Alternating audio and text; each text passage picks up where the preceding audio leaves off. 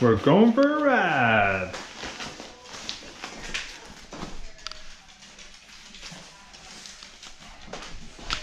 We're going for a ride, you're going for a ride. Ah, you Buster. You're not going for a ride. Hey, what's up YouTube, and welcome to the Crank Cycles crew channel. Today I'm here at Blue Mountain in Westchester, New York, riding my 2023 Pivot Switchblade. Gonna be giving some riding impressions here on that. Welcome to the channel, and I'll be riding with my pup Kona. Kona, come here. Yeah, buddy. He is amped to ride. And here's another overview of the bike. Quick little... There you go. Yeah, let's get it.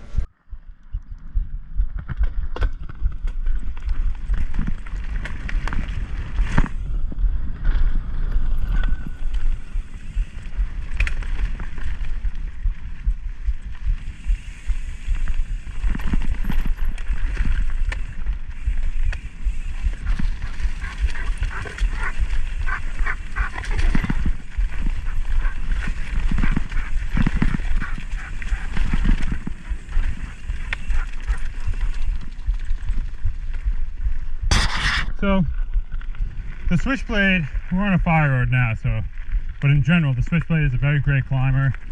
Has 160 millimeters of travel in the front, 142 in the rear. The way I have it set up, it has adjustable geometry. Is at the 66-degree head angle. You know, you can flip the chip. I can go to 66.5. I think it's the right amount of slackness for a trail enduro bike. I say trail enduro because, you know, you have your super enduro and your trail enduro. Trail enduro is like a little bit more travel in your trail bike. Super enduro, you know, maybe anywhere from 150 to 165 in the rear, you know, 170, 180 in the front. But right now, this Switchblade, you know, trail enduro category. Kind of like Pivot's one bike, do it all. You can do trail, it gets you to the top of the hill efficiently, and you're not bobbing around, and then you can bomb down, and you have the perfect amount of travel, 142 in the rear. For me, I like to thrash it a little bit more, so I felt that, you know, 130 millimeters of travel in the rear, not as much as I want. Gets a little chattery very fast on the downs and the technicals. So I always found like that 140 in the back to be that sweet spot. And for my trail enduro bike, that's perfect. You pair it with 160 in the front, not too much, not too little. But yeah, this bike descends even better than it climbs, and I think it really is rewarding for an active rider. And what I mean by active is you're not just sitting down all the time, you're in control of the bike. So I think someone who has more bike handling skills, this bike is going to suit them a lot better, you know, maybe than a Yeti SB130. The SB130 is a great bike, less travel, but a lot slacker than the Pivot Switchblade.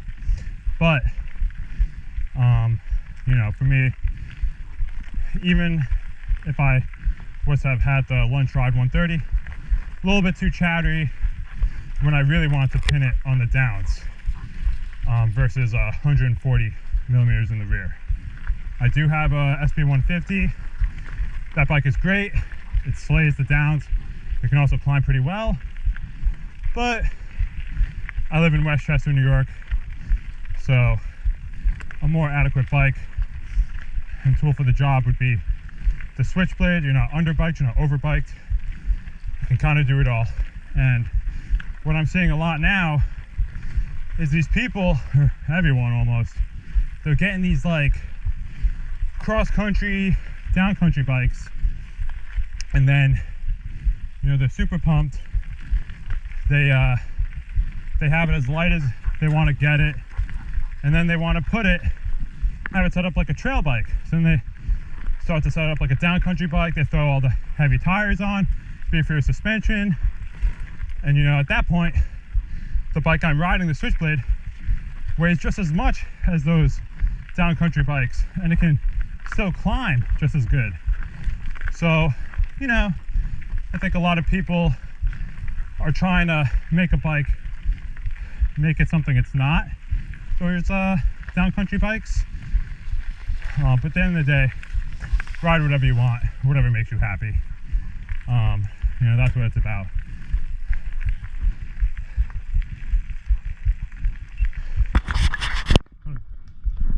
Another thing I'd like to point out is, you know, a lot of people, you know, they worry about weight. You know, I know someone who, you know, pretty happy with his bike, but, you know, once he found out the weight of the bike, he almost wants to give it up. You know, I gotta have this sub 30-pound bike. It's the bike of my, you know, I won't be able to ride good. You know, for 30 pounds, I can't ride that. It's gotta be 29. At the end of the day, you know, that's your preference, but 1 or 2 pounds is not gonna kill you. And because sometimes you have that added weight, you have that better componentry also because of that weight. So, you know, something to consider. Don't always worry about the weight. Worry about the performance. You know, too light of a bike might be just so stiff, might not be good on the downhills, chattery. You know, I think for a lot of people, the one bike to do it all is what's popular right now, and for good reason. You want a bike that's gonna feel good overall, going up, going down, all the above. You know, if you get it too light, you know, and you're not a cross-country guy, you know, those downhills might not feel as rewarding. So, but again, at the end of the day, holy shit, that thing just ate something. You could see, look at that. Kona, nope. I got my dog with me, so, but that's a biggie. Look at that. Okay, Kona, come here. A little tricky situation. Come on, go. Woo. Where was I? Oh yeah, at the end of the day, it's whatever you want to ride, whatever makes you happy. Just do what you want to do.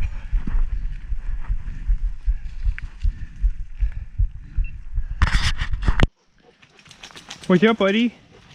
Oh, what's going on? Yeah, you loving the ride today. Look at that beauty of a bike. That thing is awesome. So,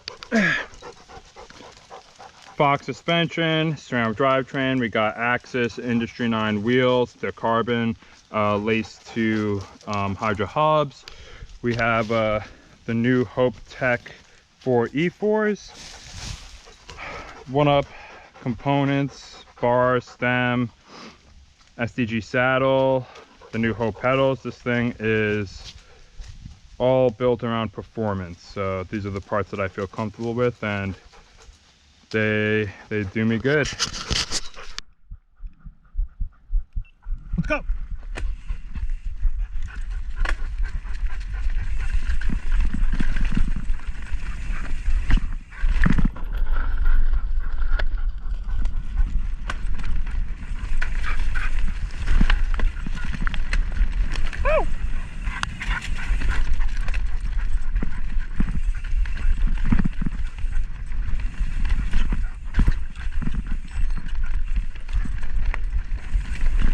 Again, over the technical stuff, this thing flies. Yeah. I think it suits a lot of people, a lot of people's needs.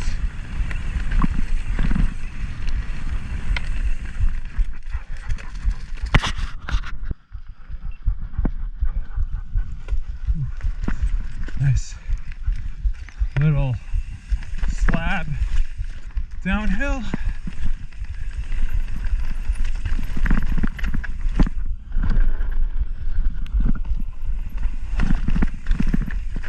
Woo! A lot of fun.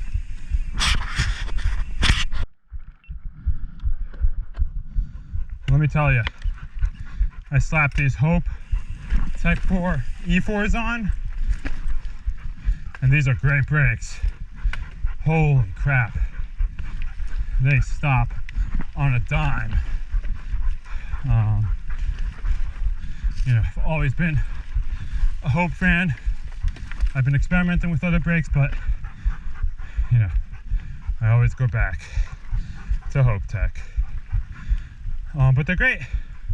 I would highly recommend them, but they are pretty much impossible to get. So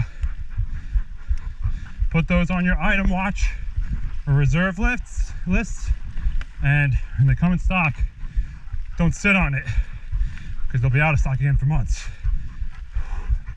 Whew. These ones are pretty steep too. Might be able to get up that. Not me, Kona. Kona, go up! Go up, let's go! Go, go, go! Go! Come on now, let's get around inside. Ready? Come on. Kona, come on. And let's go, come on, let's go! Let's go, go, go, go, go! He's the man! Come on down, let's go! Woo! Good boy. Oh yeah! You're the best! Whew. And this bike is great with the rollers, going up rollers, down rollers. Like this one just lifts and wants to go.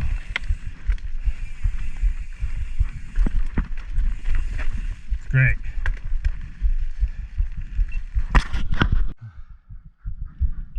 So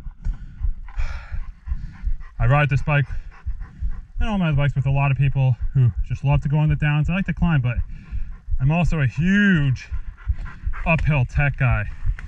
Not a lot of people know, but I would rather be rewarded with an uphill rock scramble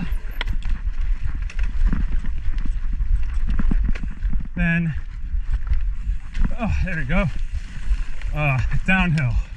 I think, you know, it's just something about that skill level of being able to get the bike up a mound of rocks is just so rewarding. Not that downhills aren't rewarding, but I do like a challenge, which is great.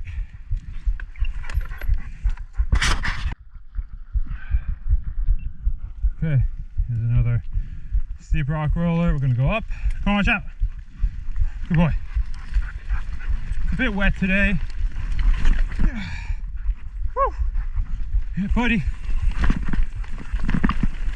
But still is able to maneuver it.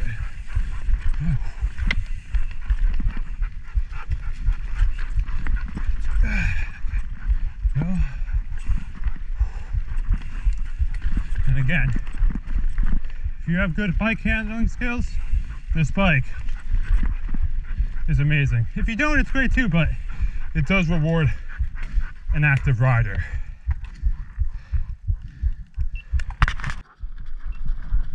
Okay, coming up to a nice wall ride section.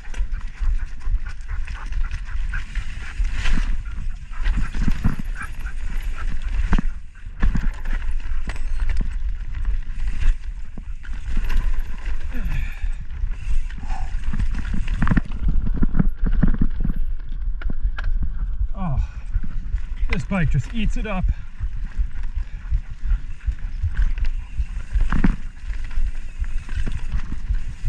Whew. Yeah. Look at that.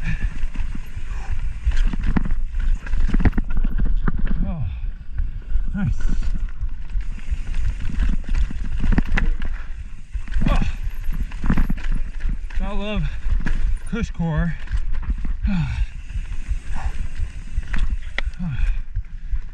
That was great. That was great. Okay, it was a great ride. We're back at the lot. Successful. It was wet. Not so much raining while we were riding, but before. Kona's loving it.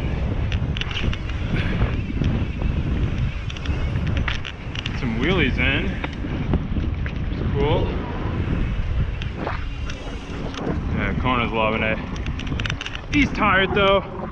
He did like 10 miles yesterday. Woo! Yeah, buddy.